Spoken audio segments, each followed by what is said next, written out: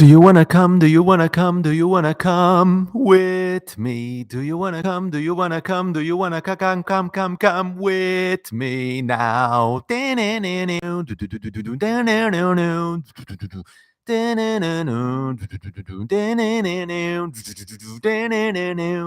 Hello, hello, hello, everyone. Good night. We are live again.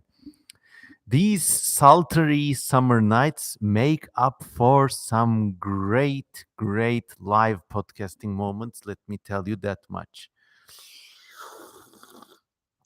Daddy Kozman is in the house. Who is here? Let's check it out.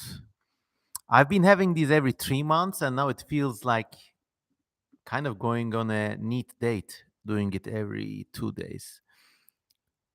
See, Cyborg has a flight departing in only a few minutes. Where are you going, man? Where to where? Hope you have a safe travel.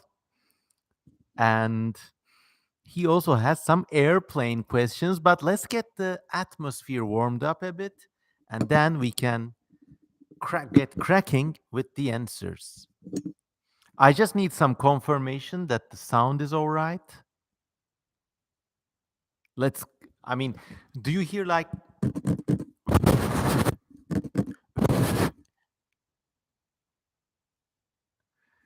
Rymel Selden just sat down on the couch to be lazy, but you don't get to be lazy tonight, cause there's a CM Kozman stream on. I'm also urging you all to get on your socials. That's what you kids call these days, right? Get on your socials. Bring on everyone down here. Adam toplayıp gelin. Gather all your men and come down. And the questions are already pouring in, and the little thing on the corner is already like going bloop, bloop, bloop, hearts like a goddamn aquarium fish bubble machine. I'll let that bubble for a while I eat some while I eat some chocolate to power my mind for the night. Have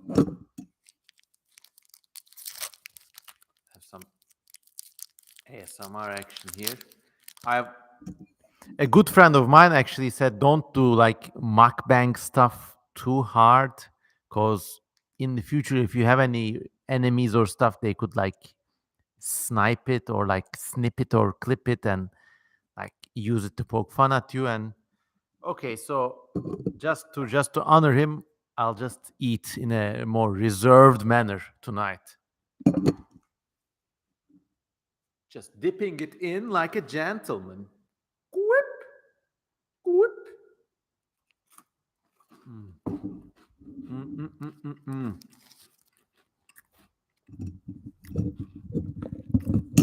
Yes, black mukbang blackmail. It tastes very sweet. I've actually used to have problems with these with my family when I was younger because I wanted the cheap wafers, and they they they wanted to get me fancy brands, but I always like the cheap brands more. So yeah.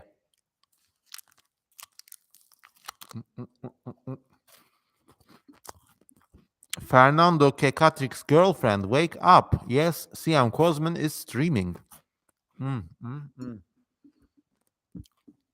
Clam James asks, what type of mic is that? It's a blue snowball mic. Very rugged, reliable, and good sounding mic. I actually got it in 2015 or something, so it's quite old, but it's been with me through many adventures.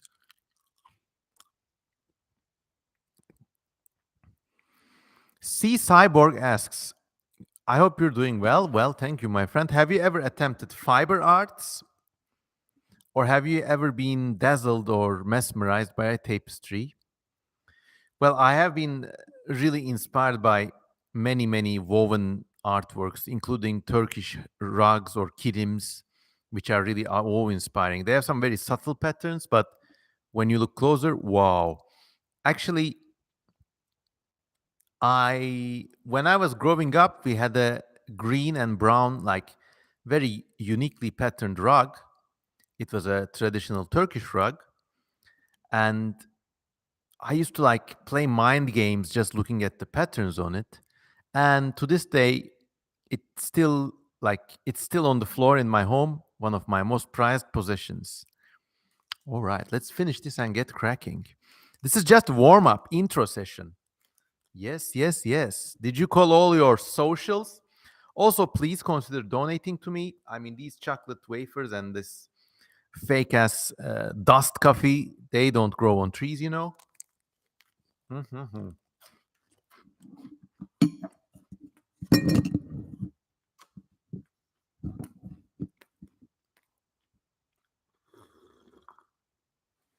I also need some water. Night is long.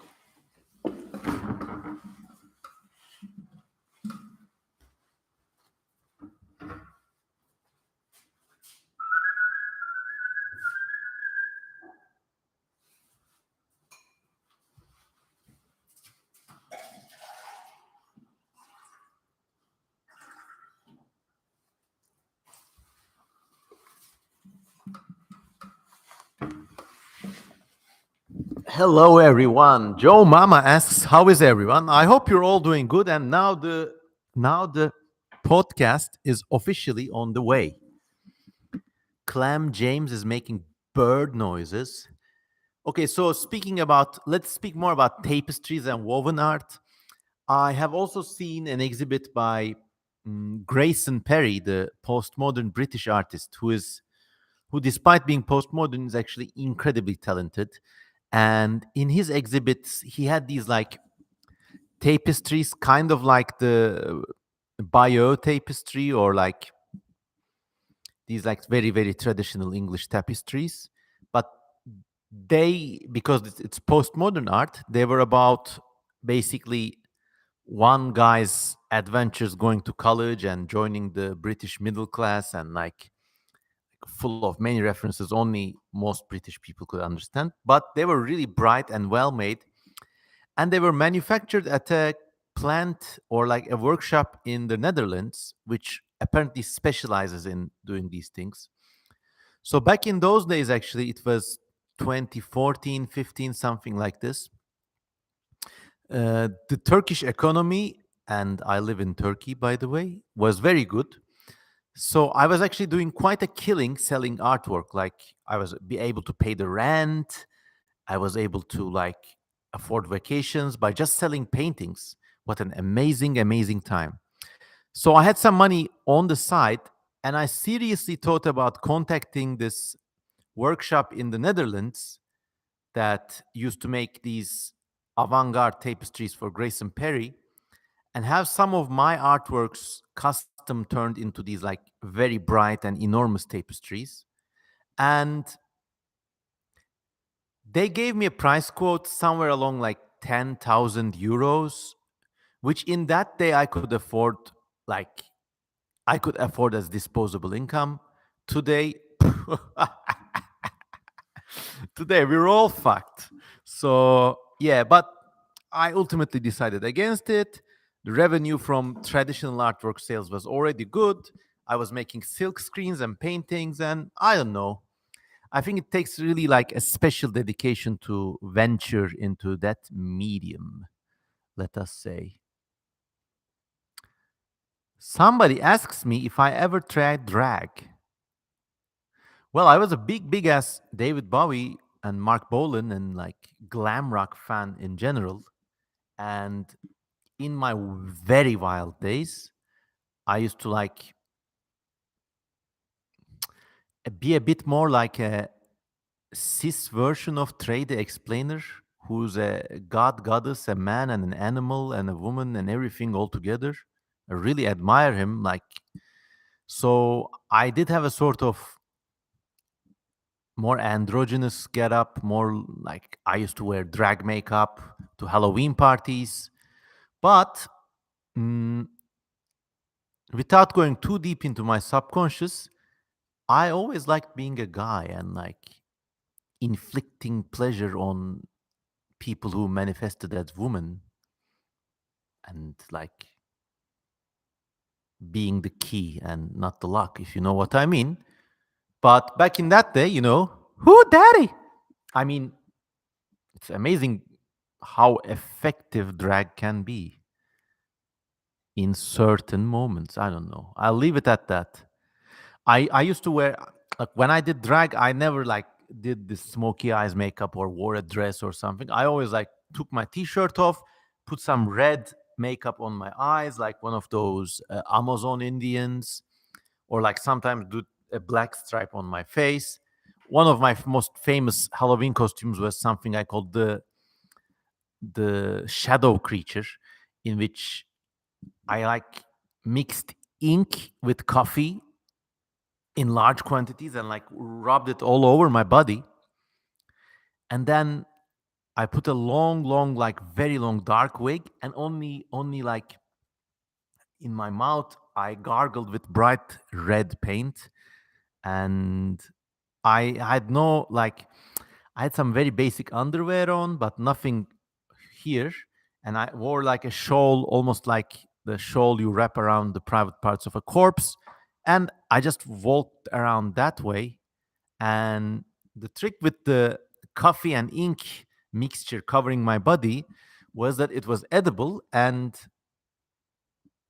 made some people eat them. I don't know.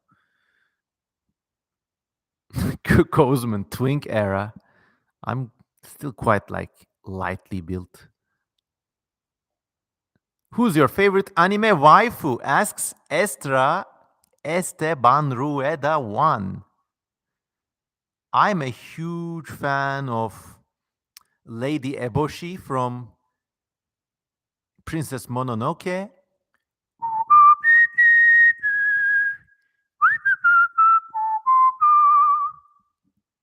The Shadow Man, yeah, edible. Yeah, everyone's going crazy about my drag stories now. Well, it gave me a special, like, it was actually the years I was writing All Tomorrows for real. So it gave me a special kind of like joy to be able to party like that and basically also go home and wake up and write about future human evolution or draw dinosaurs. I liked being able to combine sort of revelry and like social life with more like quote unquote nerdy pursuits. But then again, thinking about now, if I wear drag, it would only be for a lucky person. I don't know. Other than that, I did not have that many anime crushes. If you exclude Roger Rabbit, Who Framed Roger Rabbit, the famous live action slash animated cartoon movie spectacular. And if you watch that film, there's a character called Jessica Rabbit, and she does a sexy song and dance. And like I was a kid when they rented out that thing on VHS, I was just watching it, and it's so embarrassing.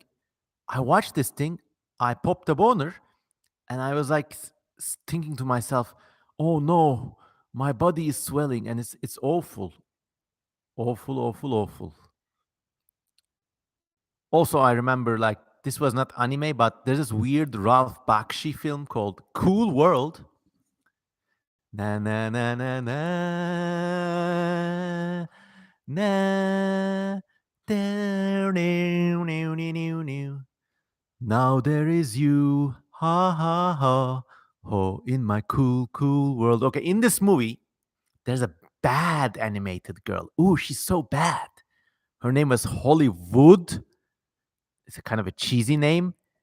She had like this shortcut blonde hair and like very curvy and bodacious and like kind of silly looking when you freeze the frames. But when you see the movement in full effect, oh my God.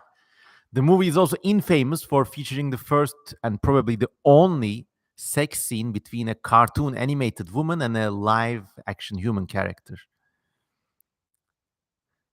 Esteban Rueda says, well, I had a similar experience with Lola Bunny in Space Jam. Okay, for me, my mind cut the line at characters that were like part animal, if you know what I mean. So I don't know. Lola and Bunny never pushed my buttons. Sorry. Kirby says he found me through the book Decade, the compilation of all the weird paintings I did. Thank you so much. It's scary. It's almost going to be another decade since then. Okay, many, many questions. Let's do a shout out, by the way. There's like, yesterday there were 30 of us. Today there's like a more like a select crowd of 17 people. But let's see where everyone is from.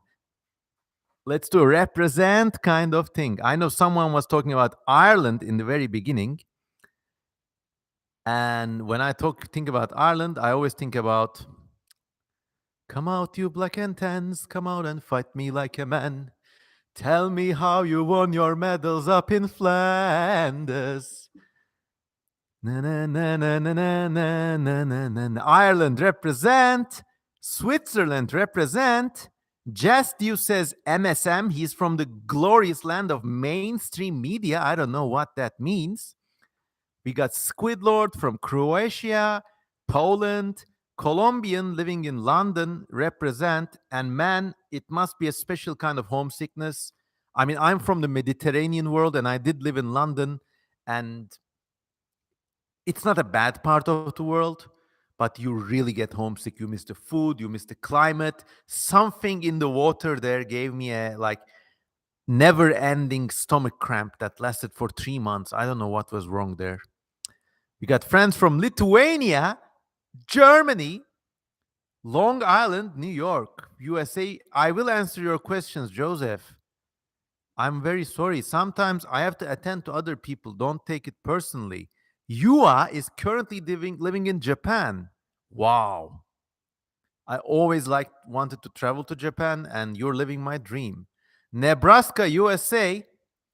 Great, great, like chill and based place. Poland, Czech Republic. Shout out to Hawaii. Oh, I got friends from all over. This makes me so happy. People in Japan, Hawaii. Wow, so nice. Chicago, Illinois. That's really nice too. Oh, nice, nice, nice. We got 20 people. We got Sava joining from Russia. Hello, my friend. Cheers. Hayden is from California, USA. North or south? Gece hikayeleri, a Turkish friend who probably lives in the Turkish city of Eskişehir. Maybe another time. North California, baby. Well, going back to Eskişehir gece hikayeleri, find me on Gmail, write to me. Maybe I can arrange another visit. Hoshi says hello. Howdy from Houston, Texas. PewDiePie Subbot 3. Yes, he fought in the PewDiePie wars over a decade ago, but now he's found a new personality, joining the life-giving congregation of Daddy Kozaman's band of misfits.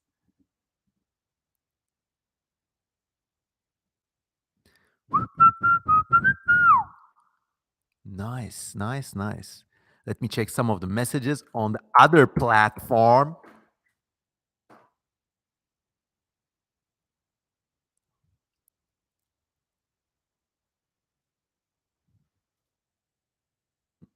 Mm, mm, mm, mm.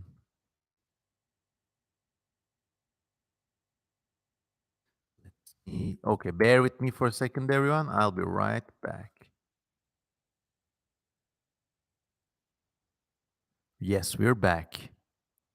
Another person from Brazil.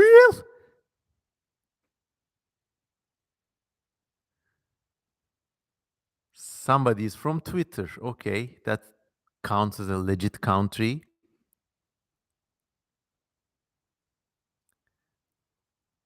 Oreo Source says, hi, hi, hi. Hello, everyone. I think we're done with the representation bit. And please pump this on your social, write it on your WhatsApp lists, or like, I don't know, if you got a girlfriend or a boyfriend, call them over, watch it together. You can slowly tune out in the boring bits. Get more people in this house and let's start with the questions. By the way, there are do you know that there are two strands of questions on this channel? One, like in these live podcasts, okay, you ask and if I notice I answer and it's kind of an off the cuff answer. But if you really want detailed answers, please go to patreon.com. There's an open question time post there. And well, just ask anything you want from there and I will answer in a dedicated video, which 40,000 of my subscribers watch. So there.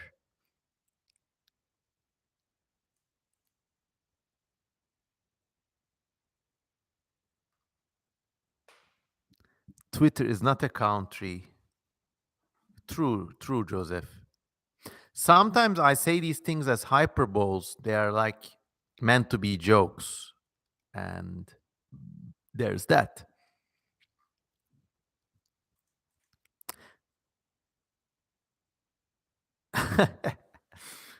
Kirby says Patreon Q&A videos are worth tuning into even from the intros alone. Well, in these couple of live streams, the acoustics and the mic, they're so good that my singing has escalated to new levels. I never thought possible. Okay, let's do this kind of Q&A stream tonight. I know many of you are Zoomers, like born after the year 2000, and as like an older brother figure, I want to answer any challenges you might be having in your life, whether they are financial, emotional, romantic, social. So let's do a kind of Gen Z woes, like anything that's getting into your mind, anything you want reassurances about. Just ask them on, I will answer. See, Cyborg's flight from where to who knows where has been delayed. Well, have a safe flight, man. Milady was born in the year 2000. Jamir, huge fan of my work. Nice to meet you, friend.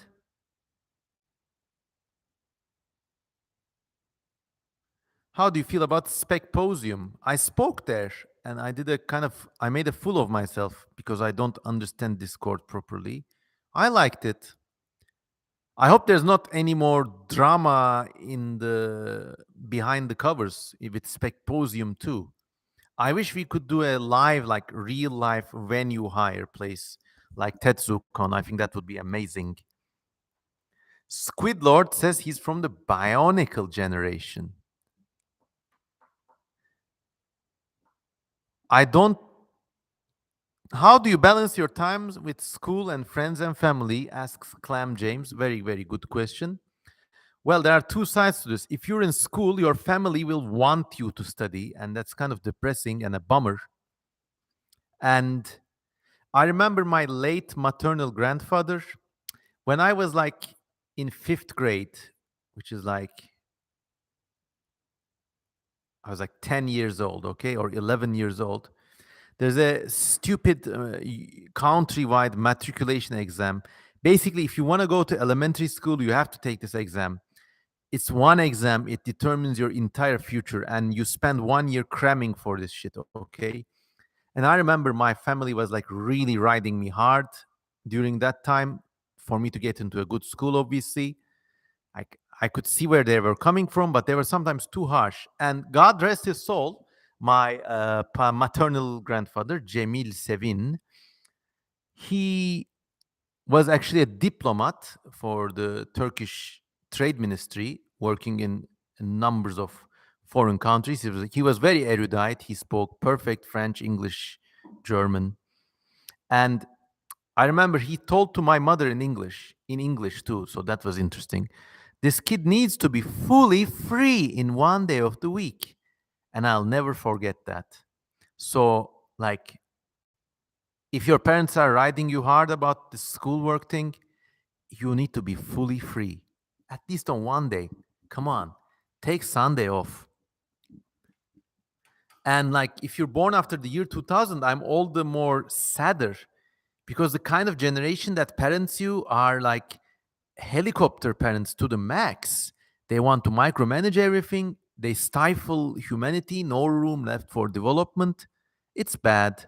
But then again, some like post millennial parents are also very cool, and I'm sure you got the cool parents. I shouldn't be cynical. And when your family takes up too much of your time, you should also be able to say, I need to work, please establish boundaries. And of course, those boundaries are never easy to establish until you have a place of your own to live and you can make your own money. So there. Let's get some more Gen Z cathartic life questions. Come on, everyone. There's so many of you here. Just drop them down there and Daddy Kozman will answer.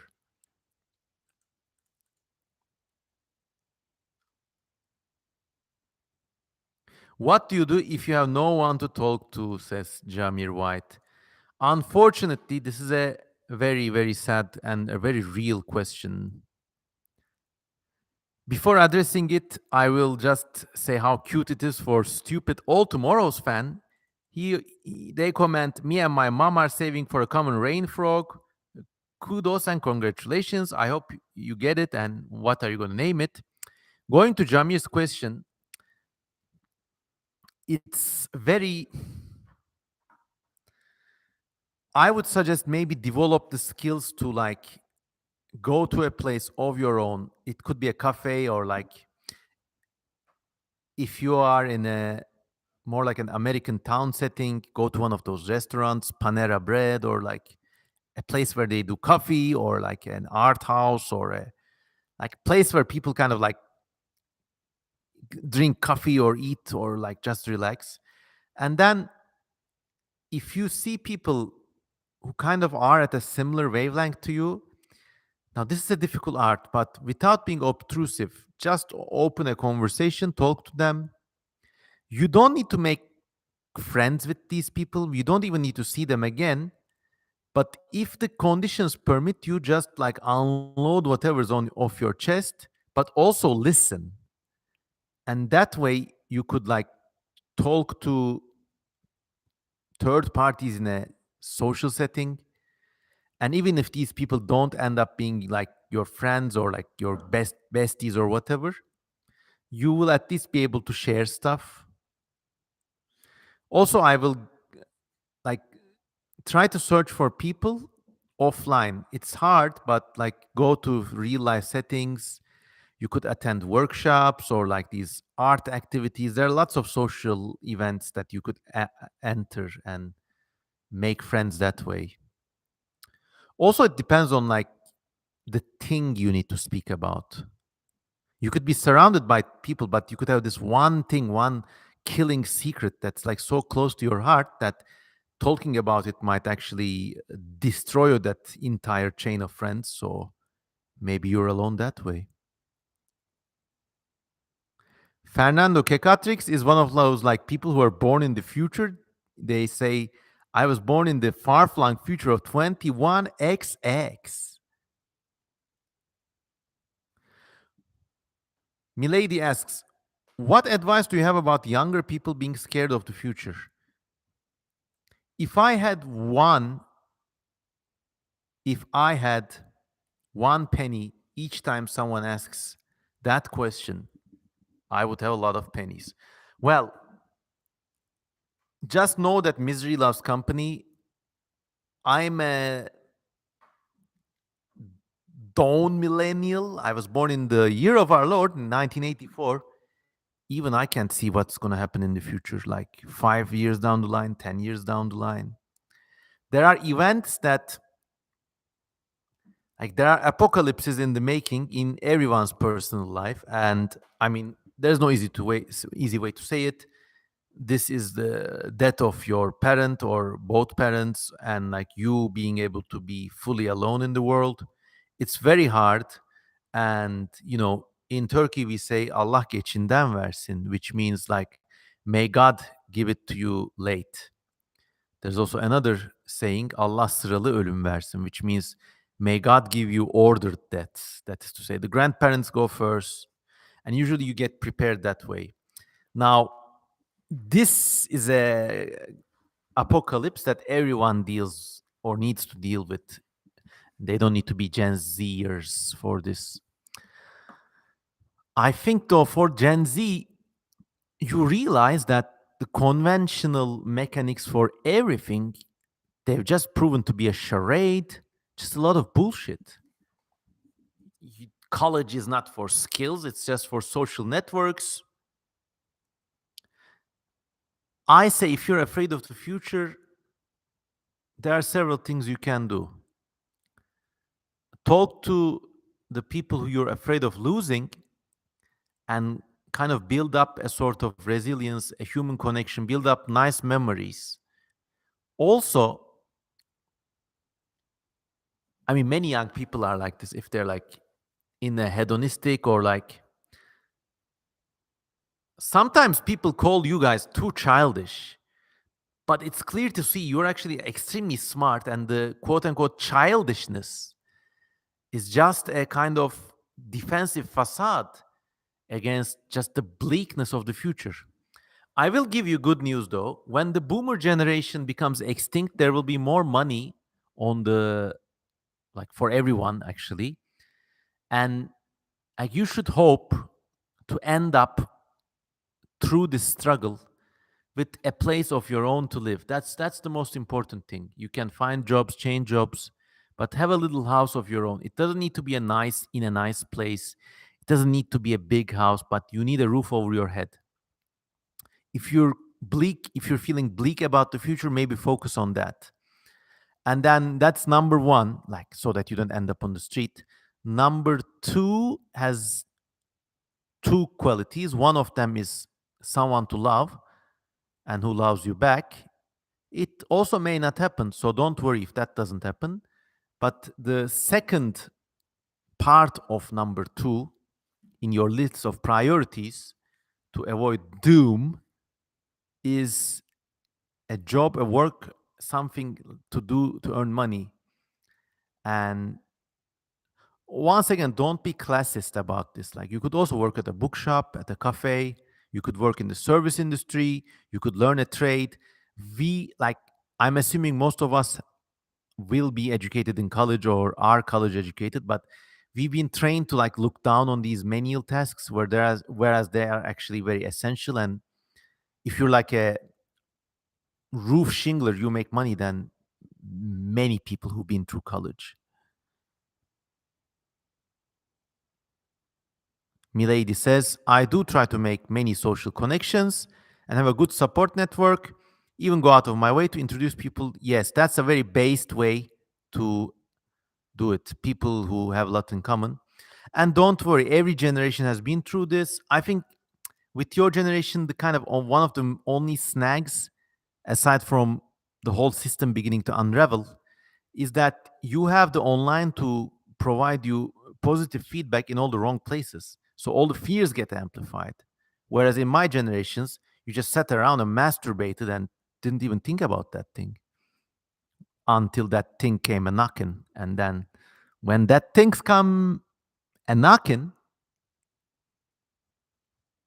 you figure it out. As the great American philosopher Fred Durst once said, I don't know. I'll just cruise. If I lose, I'll figure it out. And in these like dark moments, I always look back upon two songs. One of them, I asked my mother, what will I be? Will I be happy? Will I be sad? Here's what she told to me. Que sera, sera. Whatever will be, will be. Tomorrow's not ours to see. Que sera, sera. Din, din, din, din. Another song. This is for all the Turkish speakers out there. Well, I forgot that song. But yeah, be stoic. Gio San says, Que sera, sera is the theme song for Stoicism. Yes.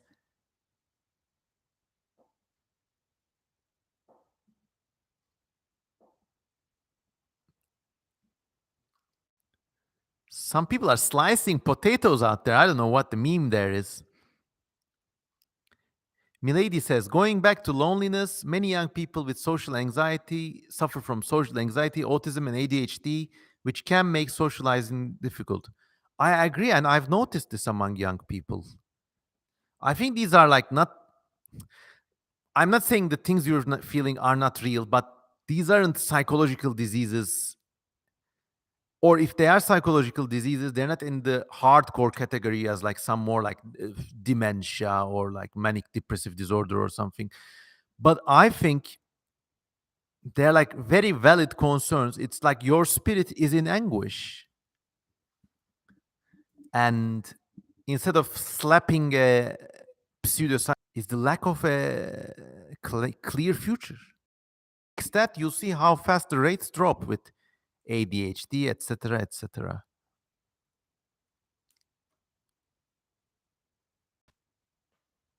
See, Cyborg's flight is departing.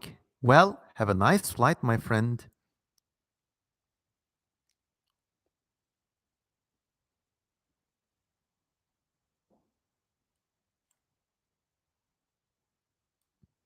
Okay, here's another caveat about socializing and social life.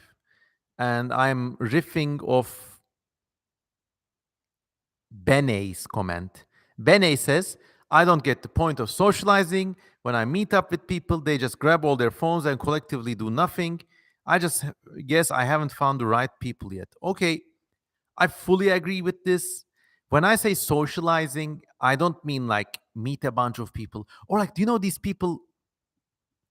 Like, we could all be some of those people. So I'm not going to be very harsh.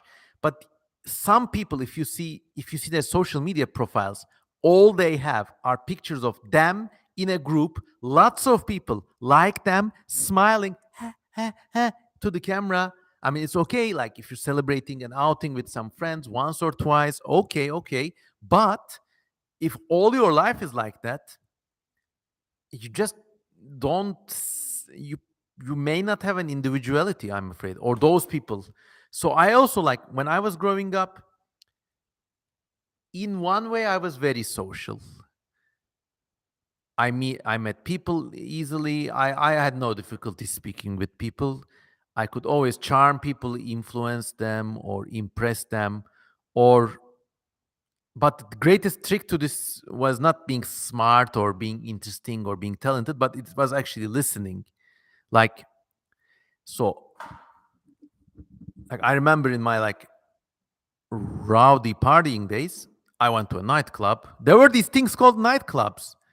Imagine a room, everyone's smoking and like moving around, trying to understand each other, and with the vain hopes that maybe they'll flirt. But you never got dates that way. You had to take someone, know them beforehand, put them into the nightclub, and meet them there. But that sort of social life always seemed very silly to me.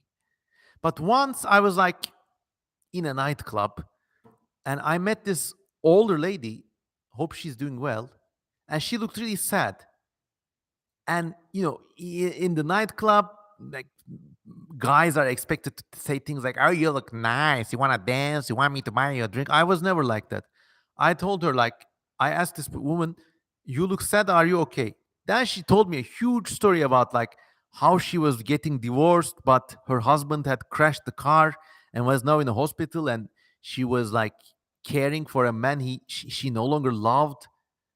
And I just listened, and no, I think that night ended up more memorable and interesting for me.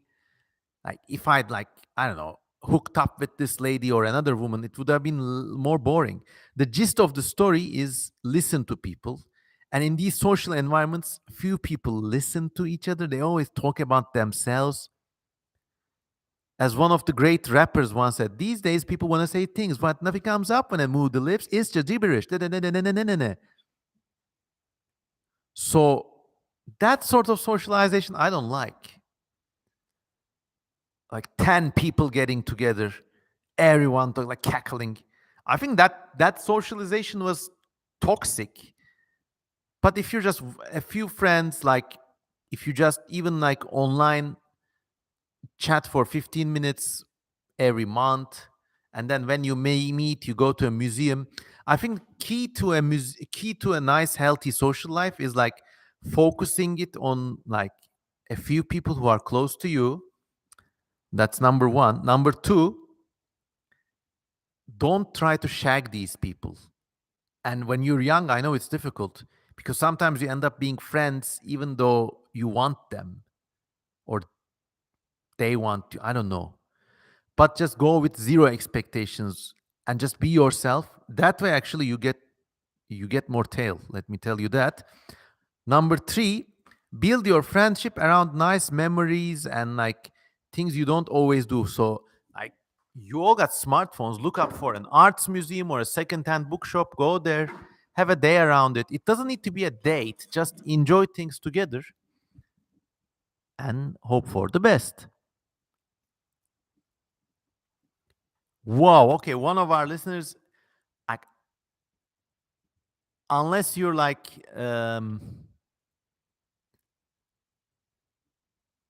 Top Hat Purple says they're having an anxiety attack. It just happens sometimes. And they say the real me is hated. No, no. Come on. Hate, hateable people are very rare. Take it easy. If you don't feel good, just log out. Remember this. This won't kill you. That's the key. This won't kill you. You can always get away from it. If you remember those two things, this whole anxiety stuff gets more manageable. I had like moments like that too, where I was worried I was going to get a disease or die. But then I realized I'm already dead in the long run. Who the fuck cares? And to this day, this is why I'm like, in. I was, remember in our last show, I was talking about not being disgusted from disgusting food. Who the fuck cares? You're already dead. No one lives forever.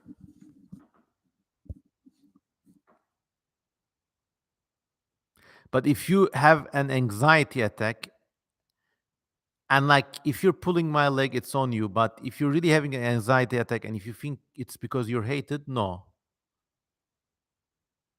I mean, here's a Z-list celebrity with 40,000 subscribers, and I love you. Okay, so just take it easy.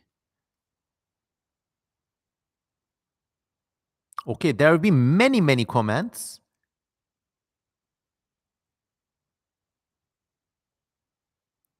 Milady says, "Oh, our good friend from the Lehigh Valley. College has always been difficult, mainly because I'm required to take classes I don't want to take and are difficult for me. I want to be a vet tech, and I wish I could just take zoology and biology instead of all these other classes I took in high school." Well, okay, I will give some pushback to this. Just grin and take them. In the long run, college is like a very minor part of life. And maybe you feel these other classes are throttling you or holding you back. But don't worry, you'll have time to like go full force later. In fact, if you bloom early in college, you'll more likely to like wear out later. But just take those in stride. But also, if college doesn't work out, who the fuck cares? Many people I know, like many smart people I know, have dropped out of college. Not in a sort of obnoxious entrepreneur. I dropped out of college. But especially if you live in the United States, there are like infinite options to retrain. If you live in a non-US country, think twice about dropping from college. Because in those countries, actually, jobs are harder to come by, and you probably will need the status difference afforded by a university degree. But in the US, who daddy? I mean, you can have a comfortable life, but just retrain later. Of course, these are all easier said than done, but I mean, we are doing a live stream and sometimes I have to be a bit generic with advice, but I hope it helped and it meant something. Speaking of dropping out of college, how many of you here are familiar with this amazing channel, What If Altist?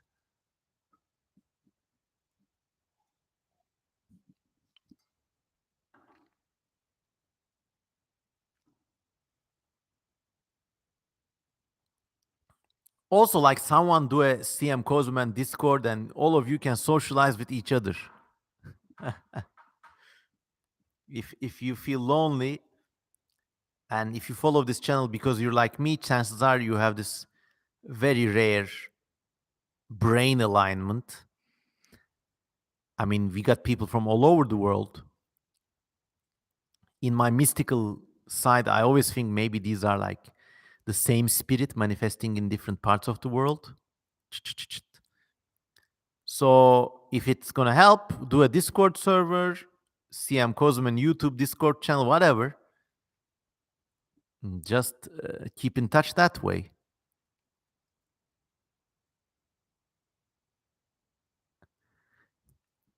So what if Altist? Yes, I'm subscribed to that channel too. Blah blah blah says it's thunderstorming here, so I will have mushrooms to pick all weekend. Great.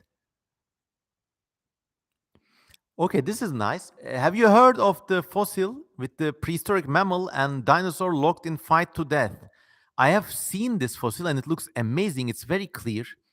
Something about it is weird though. The mammal's fingers are literally in between some of the dinosaur's bones. And unless this mammal was like Wolverine or something, you couldn't really get your hands in between those bones. So maybe the dinosaur had died before and the mammal was just scavenging this. Who knows? It's Repenomamus and a form of Psittacosaurus.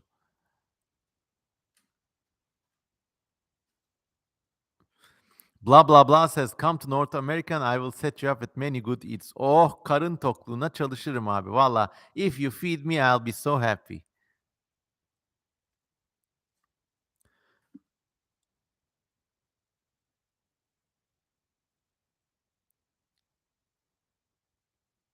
Let's see, let's see. Phoenix says you're higher than a Z tier list. Ah, thank you. Maybe W tier or Y tier, who knows?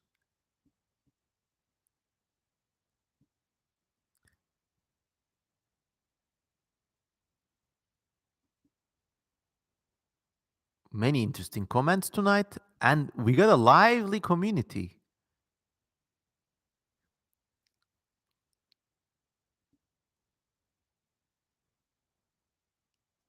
Have you seen Prehistoric Planet, says CM Cosman? Yes, I loved it. I watched both seasons. I think I spoke about this in an earlier live stream. The I have a drawing of an abelisaur basically doing the hand wave thing, and they almost certainly use this as a keyframe in Prehistoric Planet. I mean, it's not just inspired, the anatomy of the creatures look the same. And I wish they had credited me. Same with John Conway, some of his sauropod art in the first Prehistoric Planet. He was not credited. But then he did become a illustrator and a designer for the second one. So that only leaves me out, but who knows? What are your thoughts about Quetzalcoatlus defeating a T-Rex in Prehistoric Planet? I mean, in real life, sometimes small animals chase bigger animals away all the time. If and imagine like I'm taking the whole series as it is now, but imagine that Quetzalcoatlus has a sharp beak like a lance, and like one puncture could give that animal a bad infection, or like they would not want to have these things, you know? So you could understand why they would avoid it. But most likely, I mean, in real life, Tyrannosaurus would just take Quetzalcoatlus and just go game over, man. Just got a message from the old time. All right. Just a second. Since Daddy Kozeman is such a boomer, I don't do smartphones. I need to answer this text. While you ask some more questions, the live questions, Gen Z live questions, were a bit harsh. So I don't know. Let's kind of shift that towards more like funny memories or stories you want me to tell, maybe, while I answer this text.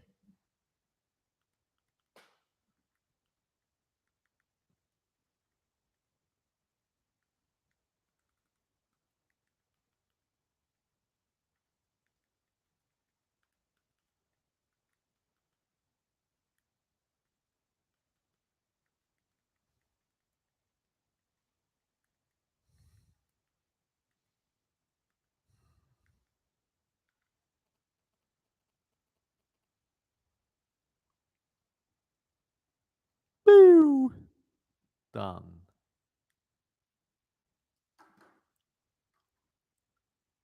Spinosar says, Merhaba Rabbi Kozeman. Hello, my friend. I did get your email. I will respond to that soon. Don't think I'm ignoring you. Okay, we got a lot of comments.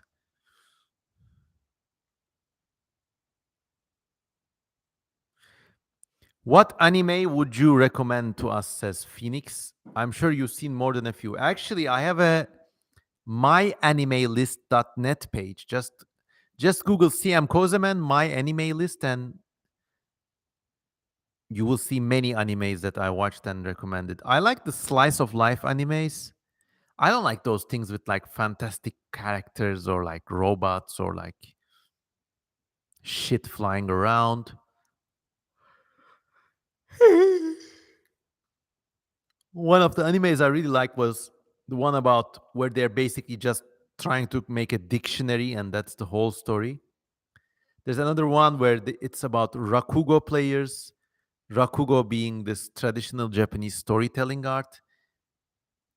I like those. Go to myanimalist.net or look for CM Kozeman so you'll find what I like.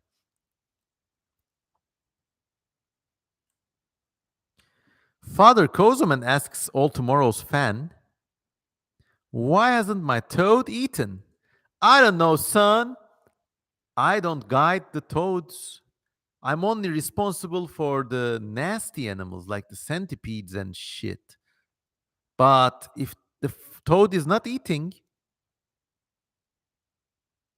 I don't know. Maybe you need to clean the whole enclosure. There might be something in there that you can't see that's disturbing it. Clean the whole enclosure, maybe move it into a new fresh one and just leave it alone. Milady says, should I link All Tomorrow's server in this chat? If you can, yeah. I don't know if the chat supports links though.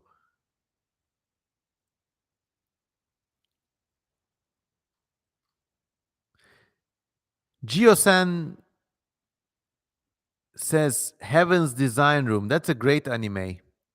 It's where God and angels try to create creatures. So they're trying to make a penguin, but they want to make a proper penguin. So if they make the legs too long, it freezes or something. And it's a very smart way to teach people about evolution and natural history. I like them. The proper English version of the name is Heaven's Design Team. So there. Fernando recommends the computer game Pikmin to me, but I have not played this. Though, let's look up the creatures there. What do they look like?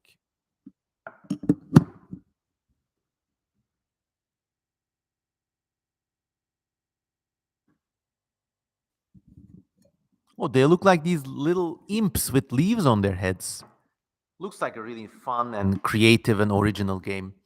A pity I'm too old for games these days. What can you do? Let's look at some of our other messages. Back door. Ding.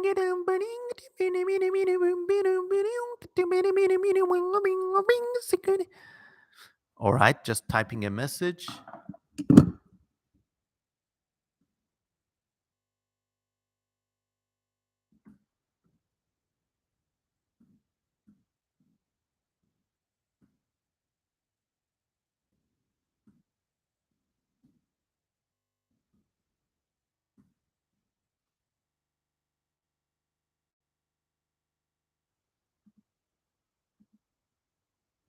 Just a second.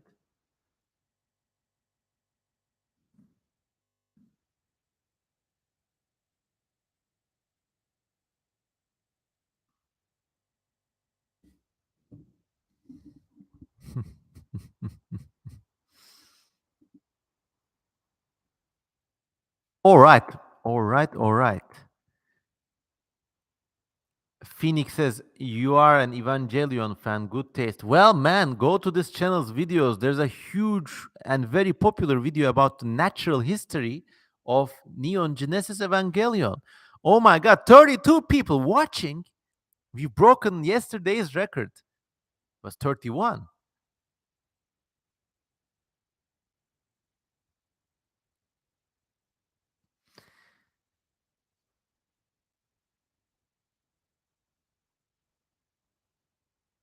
Have you seen the anime shopping trip to Yokohama? No, I haven't, unfortunately.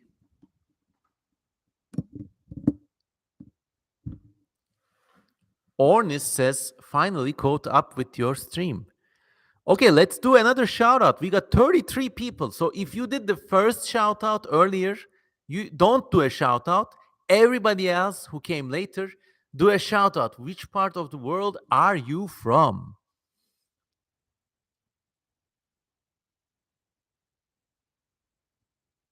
What a night.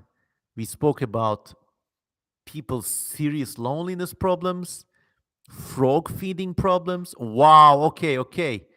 Canada, America, Dallas, Ohio, India, nice, nice. A friend from the world's oldest inhabited continent, maybe.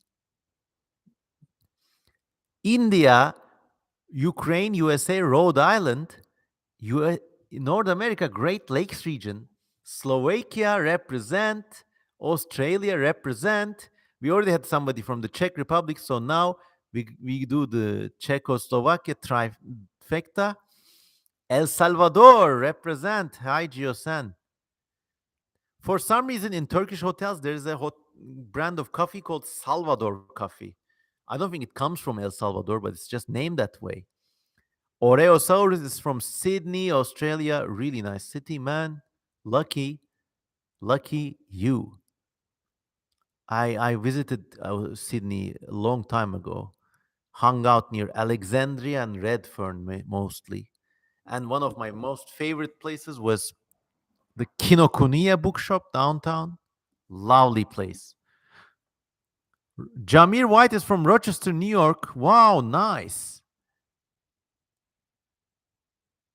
Hope is from Awesometopia, Sweden. Welcome to NATO, my friend, now that my country gave yours a leg up. Hope is also a great illustrator of speculative evolution creatures. Easily in a year, he will be more talented than myself, and is all the better.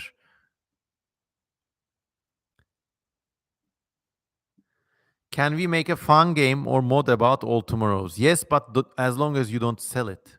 I'm not selling the All Tomorrows novel, so you shouldn't sell the game. Come on.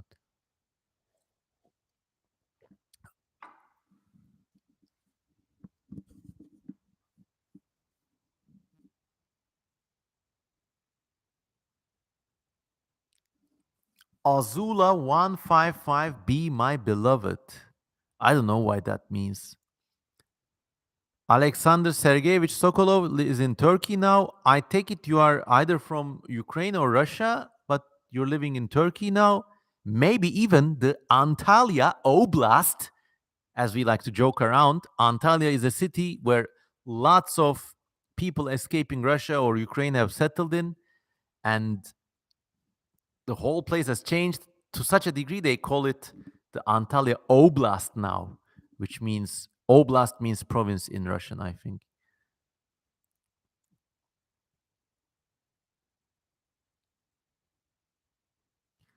What do you think about the concept Homo Satanicus, evolved Homo humans tended by the dark side of the multiverse? We already have that. They are called human beings. You look at factory farming, you see what's how satanic we can be. Oh, my bad. Azula 155B was a spec evo project. Okay, sorry.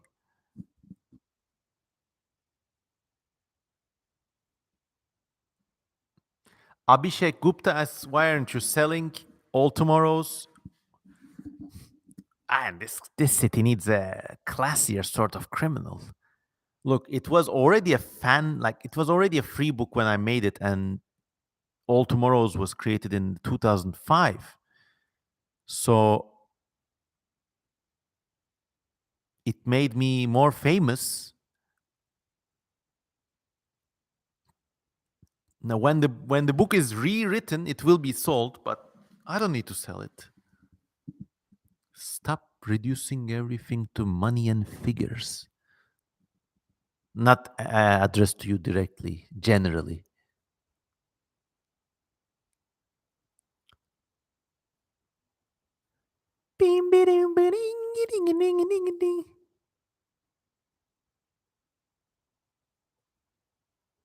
Hope asks, isn't it 1 a.m. for you right now? Yes, but I'm on summer holidays. I work on my own time, so yeah.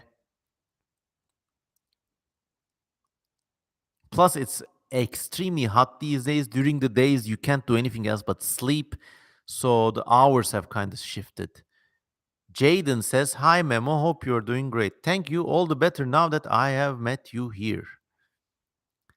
Dominic Walton asks a popular question. What is your favorite food dish?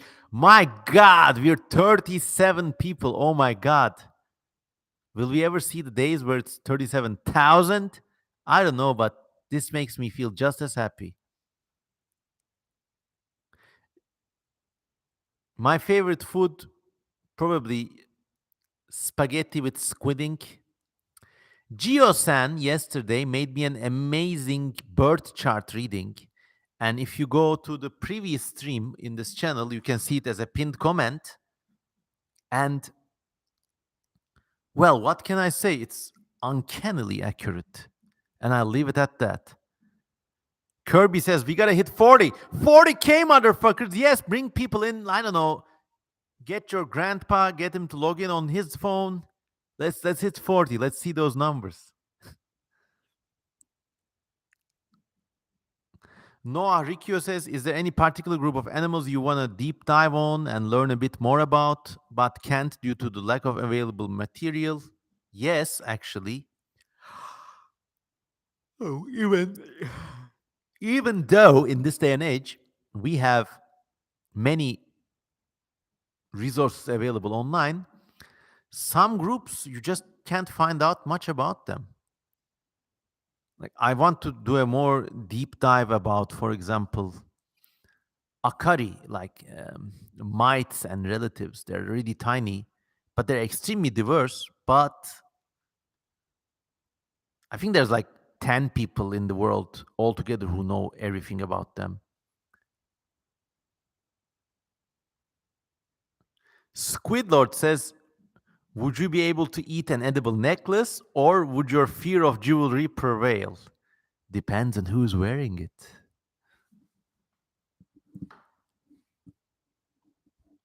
People are talking about their love of chicken.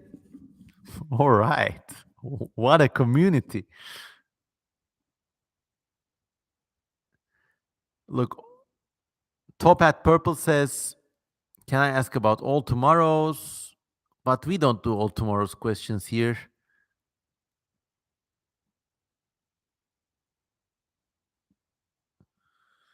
There is question about Vetucolians. Okay, those are these like also another group of animals I would like to know more about, but I don't think anybody knows about them because you just have fossils and fossils are like so basically they look like these like rubber jet engines with a little fishtail sticking from the top corner. They're really funky and weird. They're like fish created by a novice spec evo creator.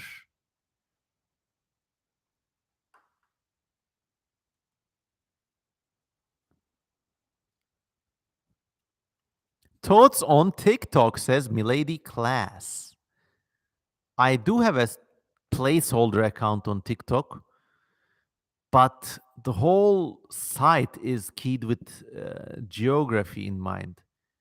So you open it and you see like these Turkish people trying to cook a midget, many people with like a pinhead syndrome or other disabilities being paraded around for fun, a lots of stupid people, and it's just like one big flaming garbage heap. I just have a placeholder account there, and I don't think I'm going to use it actively. But if you follow me there, I'll follow you back. Why not shave your head, says Chris. Have you grown too attached to the dead cells on your scalp? Actually, I'm on vacations, and in this vacation, I'm lucky enough to go to the seaside to swim every now and then. Because of this, I keep my hair long, so the salt and the sun kind of like sticks on it and enriches it. When I go back, I have it cut. So in the city, it kind of like loses the resistance given to it by the sun and the sea.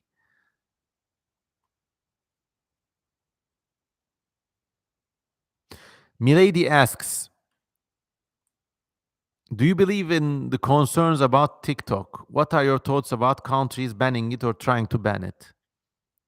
I mean, look, if it's a Chinese company and TikTok in at least the US really amps up the messaging about diversity and inclusion, which is okay, which is great.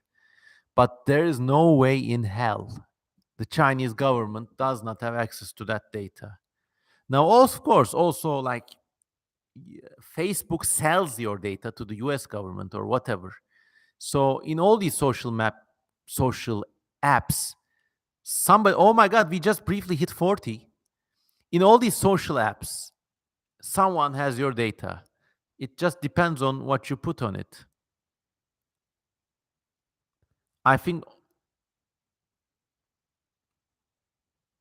I mean, Chinese espionage is like, they're like so strange stories, you wouldn't believe it. They make devices there, but they engineer phantom chips in it that are not in the specs, but they can record information. So, like, I don't know, without being xenophobic, if I was a government, I would have good reason to plan against things like TikTok. Or if there was an equivalent app made in Russia or even places like Turkey, I would have, if I was the government, I would have reasons to adopt them. But I don't think like if you go on TikTok and like record a video where you do mukbangs, I don't think that's going to hurt you. The Chinese way of gathering intelligence is like through great masses. Like they collect a mass of everything and then build a topology. They're not like Western agencies who go for pinpoint sources of information.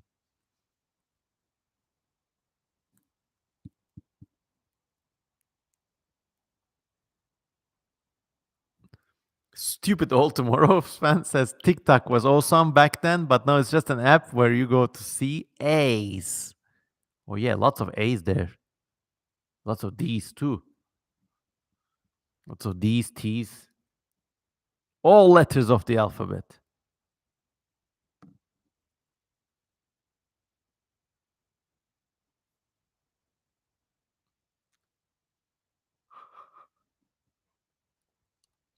TikTok is a huge waste of time though. I mean, your youth is flowing away. Let's check the other messages and like let me just recuperate a bit while you tap on some more questions. Let's do some questions about Popular cinema and entertainment. How about that, huh? All right. You think about that. Cinema, TV series, stuff like that. And I'll check my messages and we'll get cracking.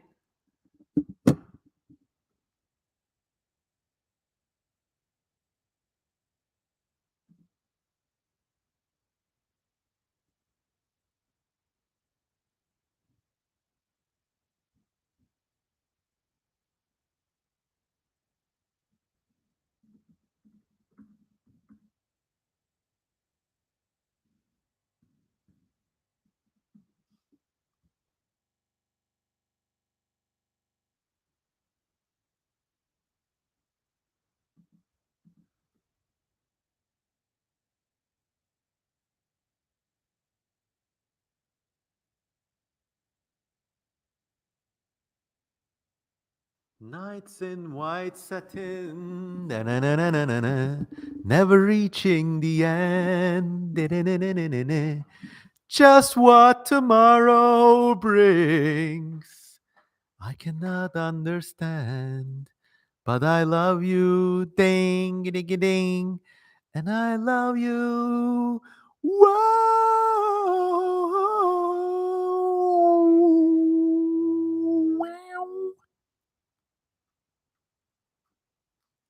Okay, many TV series. Wow, you guys are commenting so fast. Soon I will need to get a moderator for this channel, which is humbling.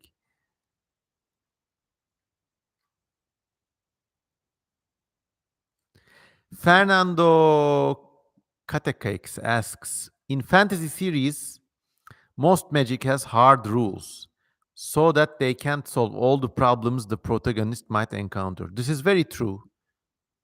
If it was real magic, we could just kill the bad guy, to put a hex on him. Next morning, he wakes up with his dick in his mouth and his throat cut, killed by spirits. End of story. Roll credits. And the whole story about, like, whole thing about having magic with rules is kind of counterintuitive to the whole notion of magic. It's just another form of scientific rules that way, like a fake scientific force like gravity, mana, that you can control and has rules. Whereas with magic, it's like more transgressive. And I like when it's handled that way, it's sexier. We have a Patreon. Monio just joined.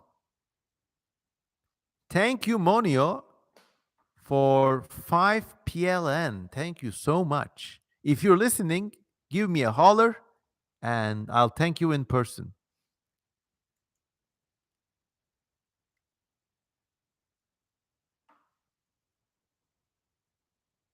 How would you write about magic so that protagonists can solve problems with your view on how magic should work? I mean, I think like if you think about magic, you're looking at sort of counterintuitive alignments of cause and effect. So you don't like cast a spell and it mechanically takes an energy and uses it. No, actually, it's like weird stuff like maybe when this lamp is on, everything I say becomes true, or like some weird conjunction. So, and like if you study the works of like these esoteric people who call themselves magicians, they have like complicated sets of rituals that sometimes take years to perform. So you have to think outside of the box.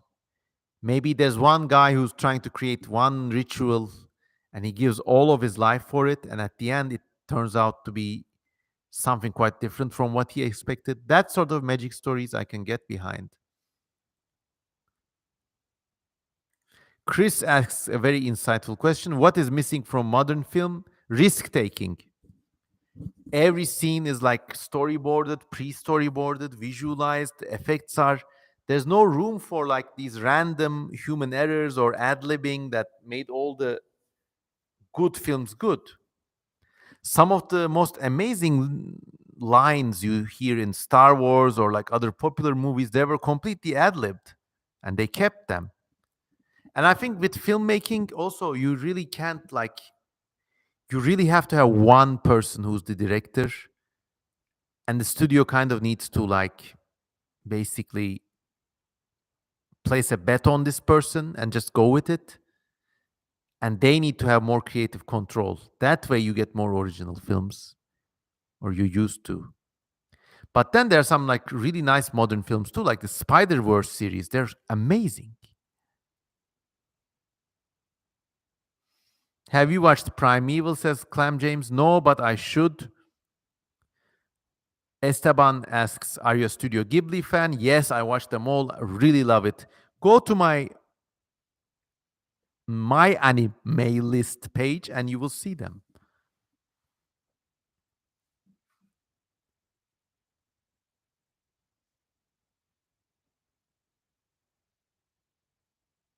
Thanks. Stupid Old Tomorrow's fan says, I need 1 million subs. If only.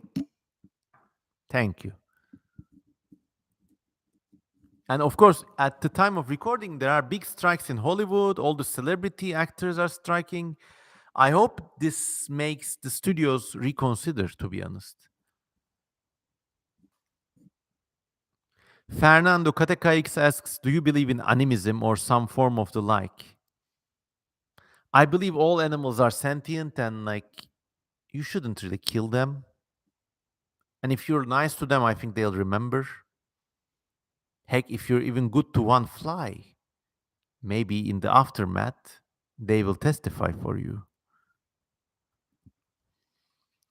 Oreosaur says, I might have to leave the stream because the internet in Australia is trash. Yes, you still run on copper cables. Hope you hold on there, buddy.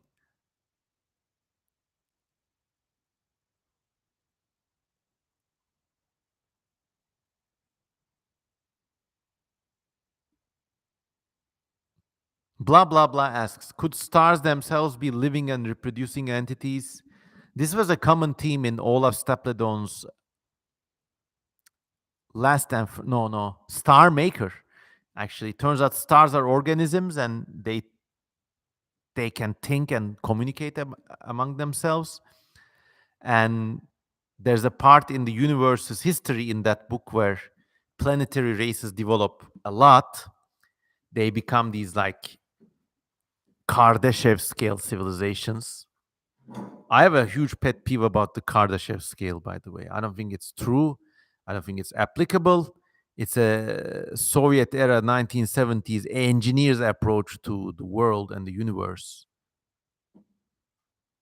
And there's no way, basically, no way to use all the energy from a star or a galaxy. Like, there's more to life than just utility, using energy, doing that. You can't reduce it that much.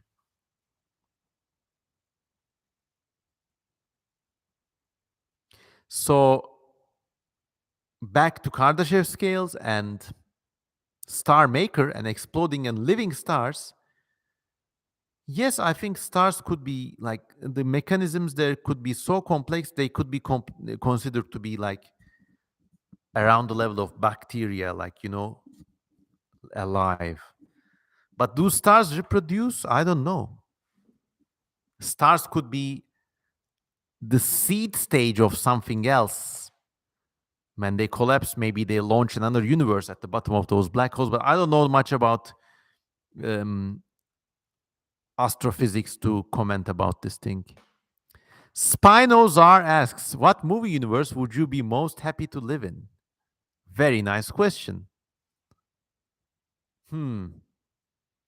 A few times I've felt this way, and it was always during when I had the crush for one of the actresses there. I wanted to be in that film and talk to them. Hmm,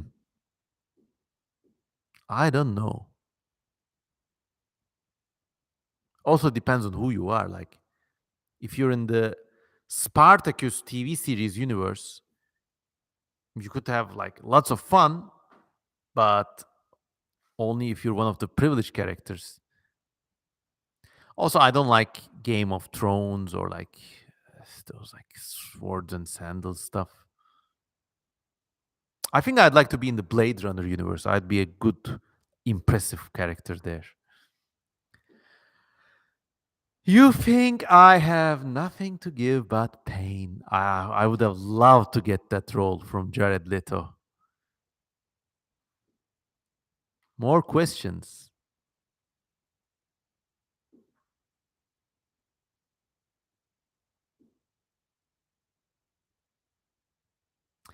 Hayden says there's this amazing show called Bush Tucker. It's about finding snacks in the North Australian bush. I really need to watch this. Thank you so much for this recommendation.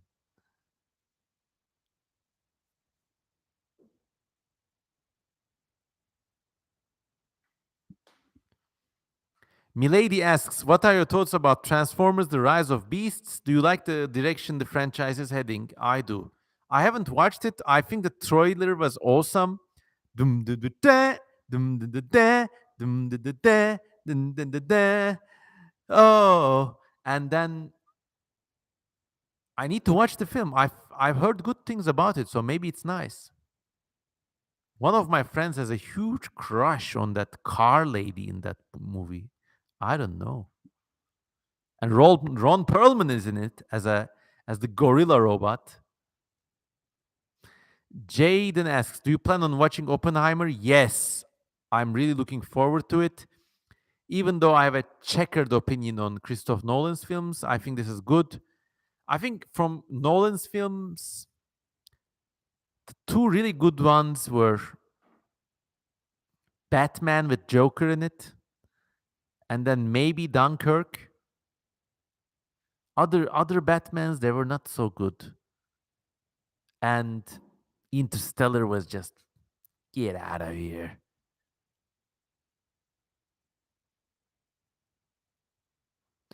So I am going to be watching the Oppenheimer film. But before that, I really recommend a nice book. It's called American Prometheus. It's about basically Oppenheimer's whole life and basically how he was a troubled genius child. He tried to poison his university instructor, but his rich father intervened and like he was given an excuse. So he went on to become a physicist. In one of his like university papers, he predicted something like black holes, which was quite spectacular. Then he began working for the atomic bomb project.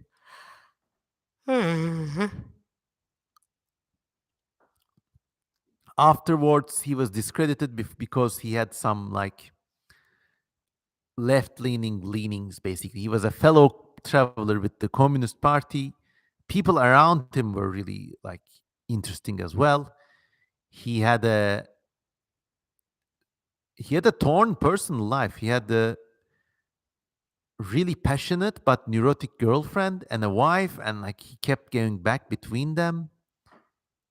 And then in the later parts of his life, he lived on like a private island, but he had this like really stupid and petty fight with one of his neighbors. He just got old like anyone else. I also strongly recommend the BBC series about Oppenheimer. Just Google BBC Oppenheimer, and I think you can still freely watch them on YouTube. The video quality is not great, but they're great. Like really well done storytelling.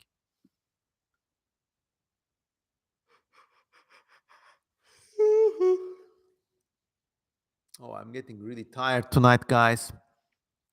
I think I'm going to call it a night soon.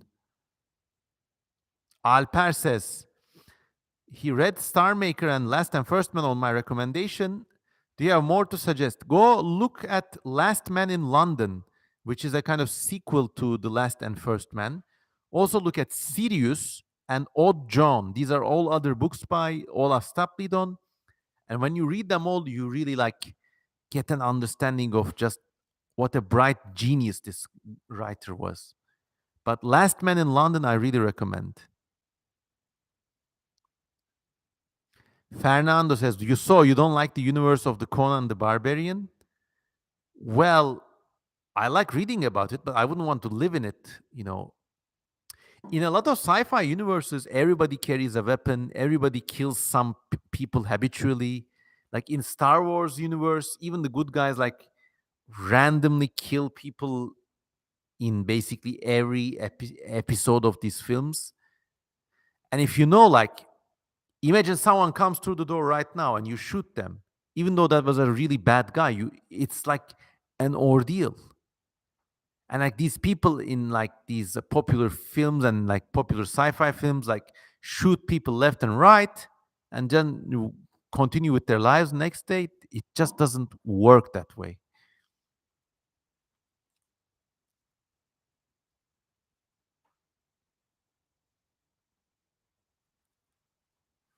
Oreo Sour says, "Do you know about Sagan 4?"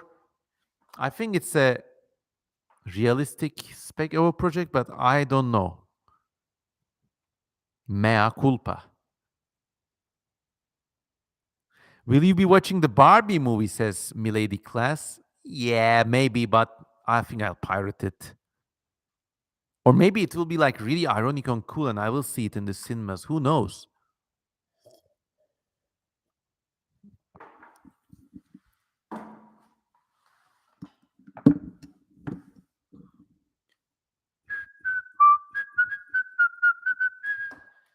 Would you want to be in the Spider Verse universe? Yes, we talked about this in the last podcast 2 days ago, and I would love to be in it, but I would like to be like a spider centaur gremlin kind of creature.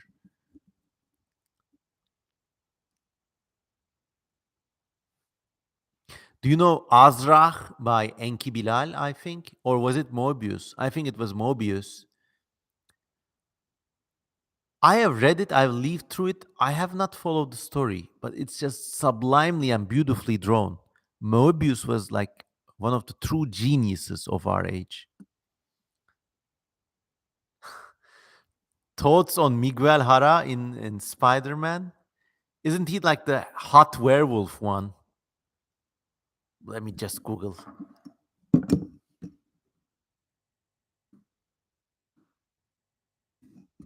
Miguel O'Hara. Yeah, he's the werewolf one. I noticed in the animation, like when he's playing with the baby, he's holding the baby, he really knows how to hold the baby, which shows that he's been a father, but he lost his dad, his son, and he's like, I don't know. When I saw Spider Verse in the theaters, when that character came on the screen, I I just looked around me like every woman in the audience was like pining for him.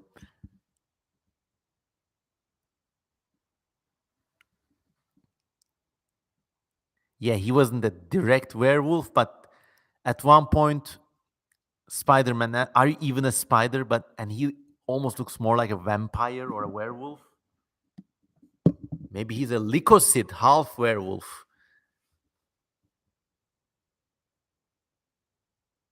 Yeah, so a lot of people here also like, mm-mm.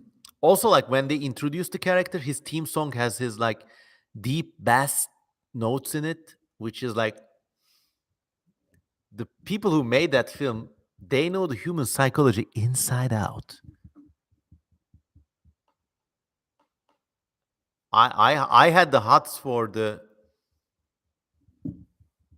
white cape spider lady. What was her name? I'm horrible with names and films. I need to find this now.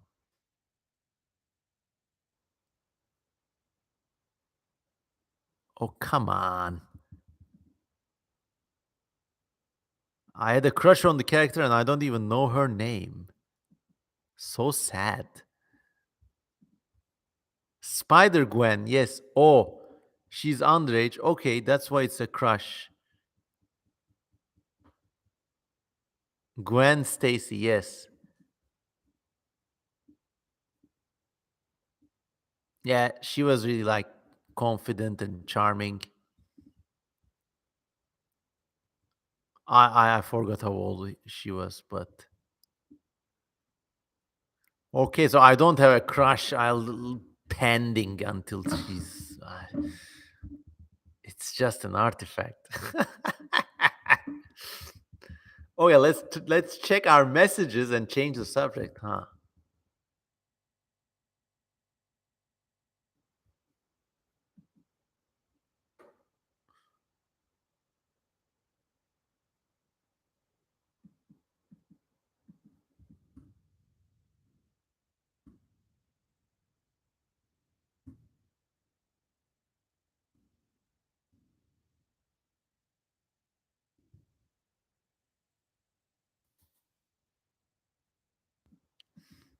Just 1 second.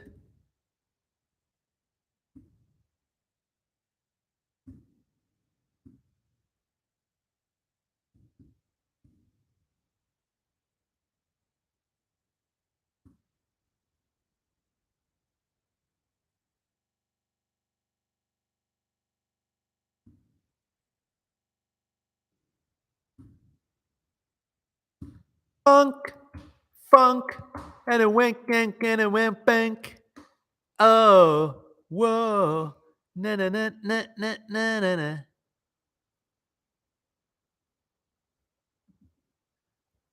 Yes, this is going to be a segment my future enemies are going to snip.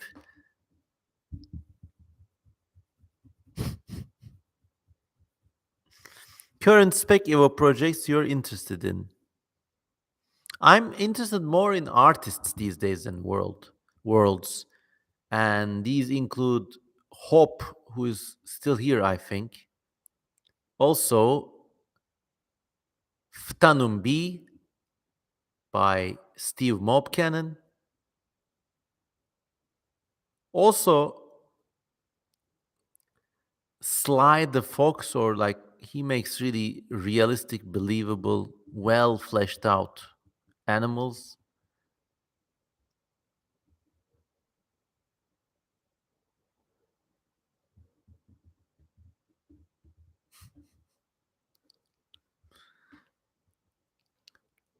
Oh, so those are the. Who would be an enemy of Kozaman, says Milady. I hope no one. Gong Fu Warrior says, are you into gardening or keeping houseplants? If so, please elaborate. Yes, actually. At back home I don't have a garden, but I have a balcony where I keep lots of cacti and succulents. And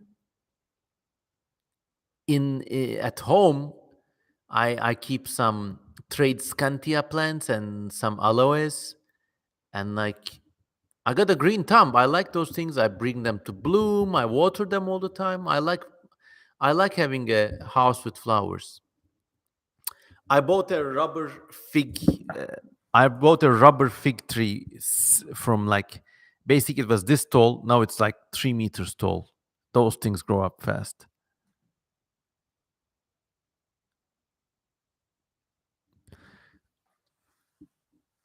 Your favorite flowers, CM Kozeman? They're not flowers per se, but I like Ionium plants. That's Aeonium.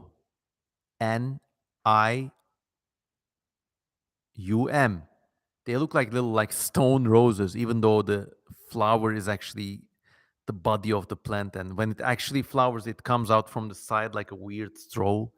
That's nice. If you could make one change to the human body, what would it be and why? Interesting.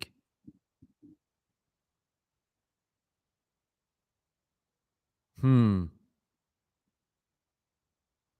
I'm assuming everything counts here.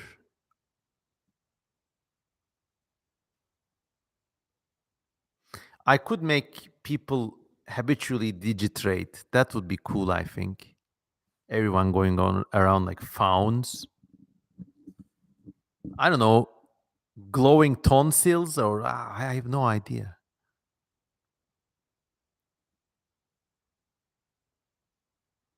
Maybe like one more finger, who knows? Or some recommendations to these include bigger dongs, laser eyes, easier to poop. I don't know.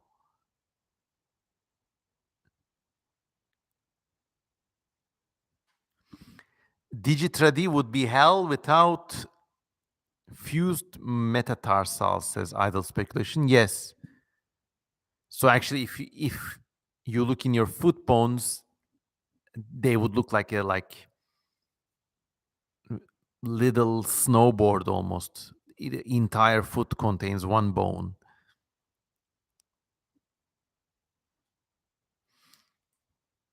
I would make it so that we can breathe while eating. Yes. Yeah, actually, I would then be able to eat infinite amounts of squid ink pasta. Are there any animals you hate and why? No, no animals. I don't hate any animals, to be honest. Maybe humanity, if you count them as animals. I don't know. Thomas Strimple says, hello from Texas. Hello, my friend.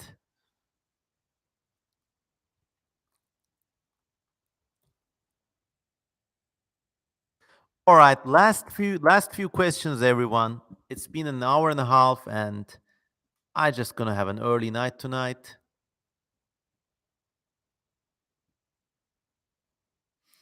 That's an interesting question. I wonder if childbirth is a limiting factor to low technology in humans. Yes, that's one change I would make, to be honest. Well, I think childbirth actually might have necessitated technology, don't you think?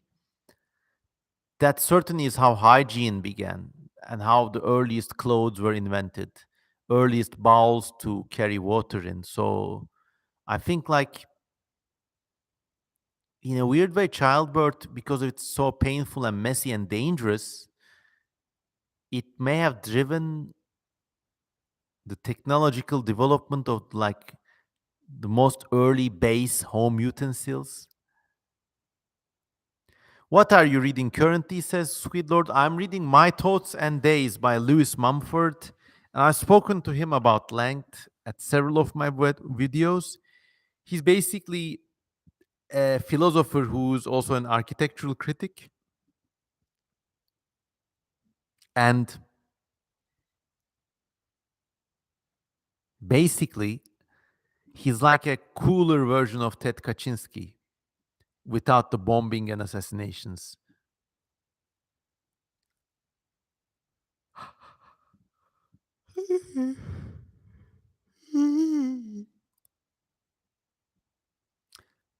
And on this note, I'm calling it a night, everyone. Well, thanks to you all for being here. There's some interesting comments about childbirth. Orny says, until recently, the mother didn't give birth lying down, but she gave birth standing up, maybe. And Spinoza recommends Holly Dunsworth, an anthropologist who believes that people are very specialized about birth.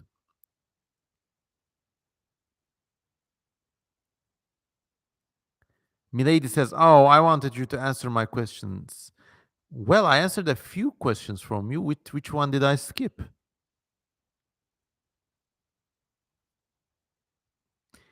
İyi geceler and good night. We probably will have another one of these maybe Sunday.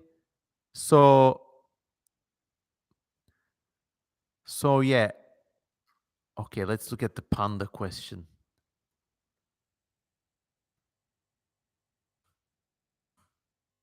I can't find it, I'm afraid. Let's do that the next time. Anyways, thanks to you all for watching. Thanks to you all for being here. If you are watching this in a later date, I hope you enjoyed it so far. Please consider supporting me on Patreon and also maybe buy me a coffee. The links are below. And everyone, wherever you are, I love you all and have a great, great night. Goodbye. Goodbye, Rusal Destek. You've been lurking in the comments all along, haven't you? How long will Patreon questions be open? Maybe a few more weeks, then I'll answer them. But it's a rolling thing. So when I answer them, there will be a new question session. Good night, and have a great weekend, everyone. Bye bye.